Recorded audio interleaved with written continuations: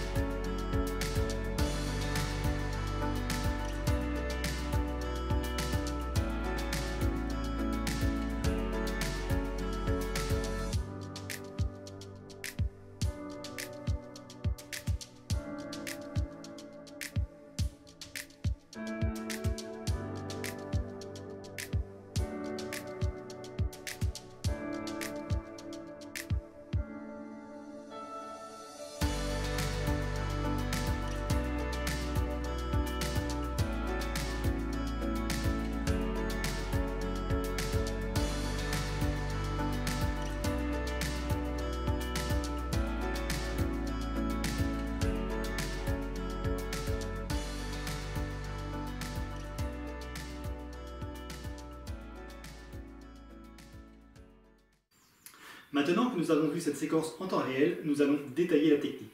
Les secouristes 1 et 2 vont venir maintenir le membre blessé au niveau des articulations au-dessus et en dessous du traumatisme.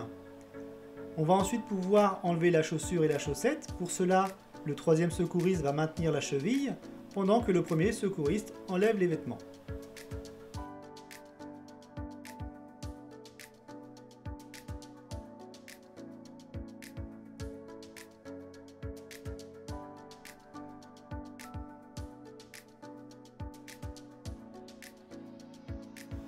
Une fois effectué, il reprend le maintien de l'articulation de la cheville.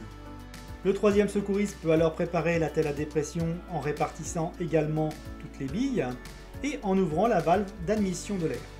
Les secouristes 1 et 2 vont soulever de quelques centimètres le membre afin de permettre le passage de l'attelle tout en exerçant une traction douce au niveau de son extrémité.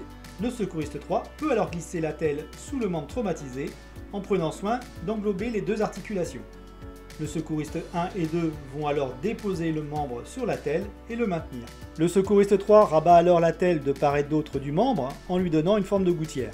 Les secouristes 1 et 2 vont à tour de rôle déplacer les mains qui soutiennent le membre à l'extérieur pour maintenir l'attelle contre le membre.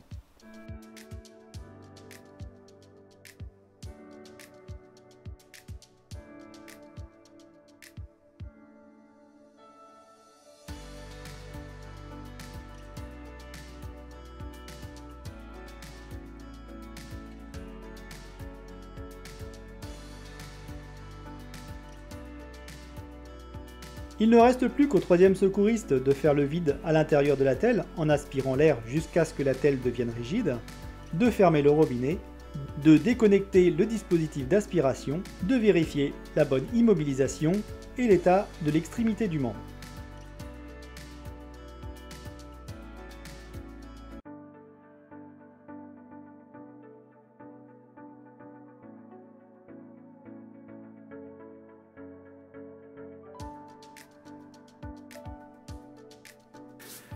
Donc pour contrôler l'extrémité des membres, que ce soit supérieur ou inférieur, elle se fait en 5 étapes.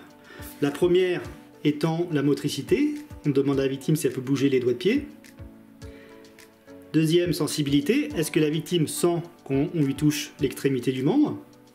Le temps de recoloration, est-ce qu'il est inférieur à 2 secondes? La chaleur du membre, est-ce qu'il est identique à l'autre membre? Et la présence du pouls. Ce test se fera avant et après immobilisation du membre. Terminons cette séquence en regardant ensemble les différentes étapes de cette technique. Maintenir le membre blessé su et sous-jacent au traumatisme. Répartir les billes. Soulever en exerçant une traction douce. Glisser l'attelle, déposer le membre. Rabattre l'attelle, déplacer les mains contre l'attelle. Faire le vide, fermer le robinet, déconnecter le dispositif, vérifier l'immobilisation.